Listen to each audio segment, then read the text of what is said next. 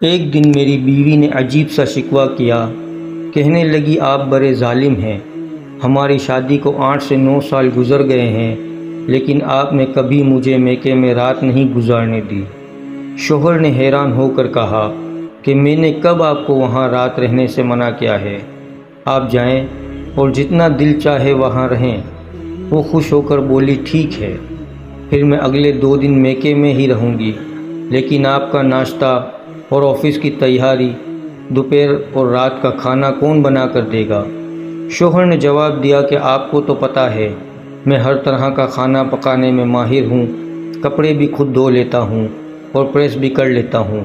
اگر کچھ زیادہ مسئلہ ہو تو بھائیوں کے گھر ساتھ ساتھ ہیں، وہاں سے میں چھو جاؤں گا، آپ فکر نہ کریں اور سکون سے میکے جائیں۔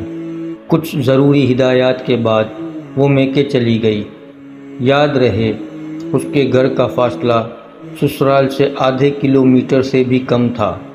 رات گزر گئی۔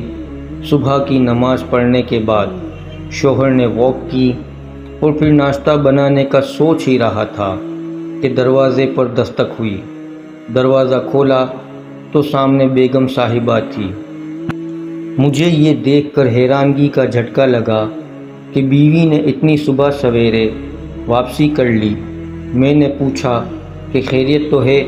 اتنی صبح سویرے واپسی؟ آپ تو رہنے کے لیے گئی تھیں۔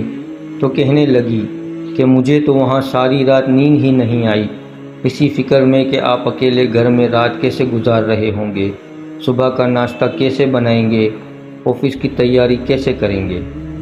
آپ کو تو اپنے کپڑوں اور جوتوں کا بھی پتہ نہیں ہوتا۔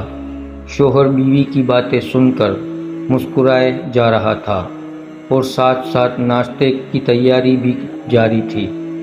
وہ سوچ رہا تھا کہ میری بیوی کو میری اتنی زیادہ فکر ہے۔ اللہ تعالیٰ ہر میاں بیوی کو ایسی ہی سکون والی زندگی گزارنے کی توفیق عطا کریں۔ ویڈیو پسند آئی ہو تو لائک اور شیئر ضرور کیجیے گا۔ چینل پر اگر نئے ہیں تو سبسکرائب کر کے بیل نوٹیفیکیشن آن کر لیں تاکہ آنے والی ہر نئی ویڈیو آپ تک سب سے پہلے پہنچے۔ شکریہ۔